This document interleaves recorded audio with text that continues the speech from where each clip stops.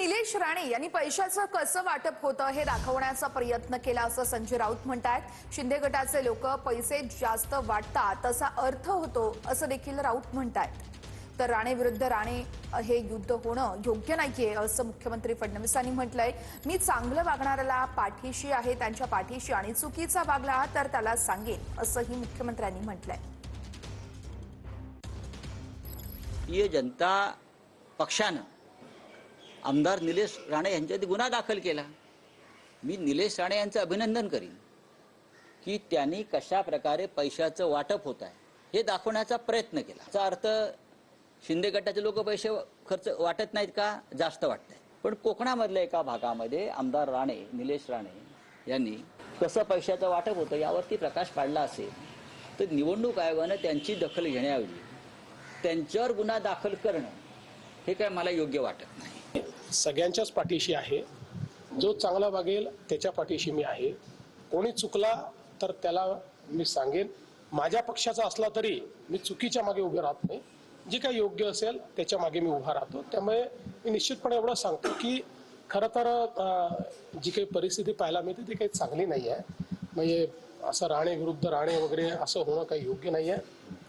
निश्चितपणे या निवडणुकीनंतर या संदर्भात एक मला असं वाटतं की आत्मचिंतन आम्हाला सर्वांना केलं पाहिजे। तर मी जेलमध्ये होतो तेव्हापासून हा आजार सुरू झाल्याचं संजय राऊतांनी म्हटलंय। सरकारला विरोधकांना जेलमध्ये टाकायला चांगलं वाटतं असंही राऊत म्हणतायत। मी लवकरच बरा होऊन मैदानात उतरेन असंही संजय राऊतांनी म्हटलेलं आहे। बीमारी है जेल से शुरू हो गई। आपको बताना चाहता हूं, जब मैं जेल में था तब से ये मेरी बीमारी शुरू हो गई है, लेकिन मैंने थोड़ा निगलेक्ट किया, लेकिन वहाँ से शुरू हो गई है। लेकिन सरकार को अच्छा लगता है अपोजिशन को जेल में डालो, ख़त्म करो, लेकिन हम ख़त्म नहीं होंगे, हम लड़ेंगे पूरे देश के साथ। मैं जल्दी ठीक हो जाऊंगा और मैदान में उतरूंगा। Thank you. हे कधी काळी आमचे जवळचे मित्र होते आणि आम्ही नाती जपतो, आम्ही एकत्र काम केलेलं आहे। आजारपणात त्यांनी मला स्वतः फोन करून चौकशी केली आणि सर्व प्रकारच्या मदतीची त्यांनी पेशकश केली। बघा, ही राजकारण वेगळं आहे, व्यक्तिगत नाती वेगळी असतात। राजकारणामध्ये किती शत्रुत्व असलं तरी ते व्यक्तिगत स्तरावर शत्रुत्व येता कामा नये। नरेंद्र मोदीजींनी चौकशी केली, वारंवार ते करत असतात। आजही सकाळी त्यांनी कोणाकडे तरी चौकशी केली असं मला कळलं, मला फोन आला होता। उद्धवजी, राजजी चौकशी करतात, 2 दिवसात राज ठाकरे इथे येणार आहेत असं त्यांचा निरोप आहे। पण या गोष्टी होत असतात आणि मी बरा आहे। गोष्ट आहे बघा, असं आहे की ते बरे झाले याबद्दल मला अतिशय आनंद आहे।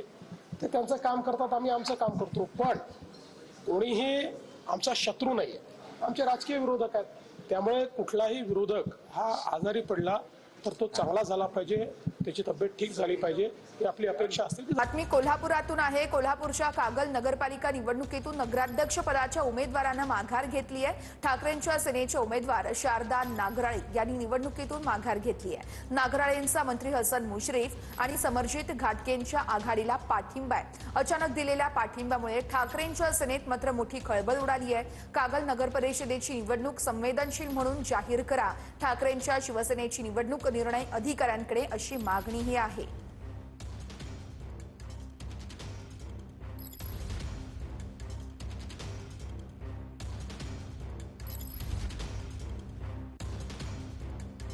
तर कागल नगरपालिका निवडणुकीतून आता नगराध्यक्ष पदाच्या उमेदवारांना अखेर माघार घेतलेली आहे। ठाकरेंच्या उमेदवारांना माघार घेतल्यानं मोठी खळबळ उडाली आहे। निवडणूक पूर्णपणे बिनविरोध झाली आहे असं जयकुमार गोरे म्हणतात। नगरच्या नगराध्यक्ष पदाच्या निवडणूक स्थगितीनंतर सोलापूरचे पालकमंत्री जयकुमार गोरे यांची ही प्रतिक्रिया समोर आली आहे। आता एखाद्या भ्रष्ट माणसानं भ्रष्टाचारावर बोलावं, मला वाटतं ते योग्य नाही। सातत्यानं जे फ्रस्ट्रेशन आलेलं आहे, विधानसभेचा आमदार झाल्यानंतर खूप काहीतरी मिळेल अशा पद्धतीची जी भावना होती त्या भावनेला छेद गेलेला आहे। त्यामुळे त्यांना आता मिरजेत जाऊन कृपामाईमध्ये उपचार घेण्याची सक्त आवश्यकता आहे। त्यामुळे त्यांनी उपचार घेऊन मग परत बोलावं।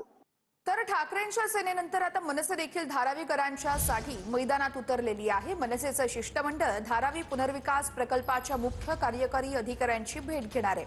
धारावी पुनर्विकास प्रकल्पावरून स्थानिकांच्या प्रश्नावरती याच वेळेस चर्चा केली जाईल.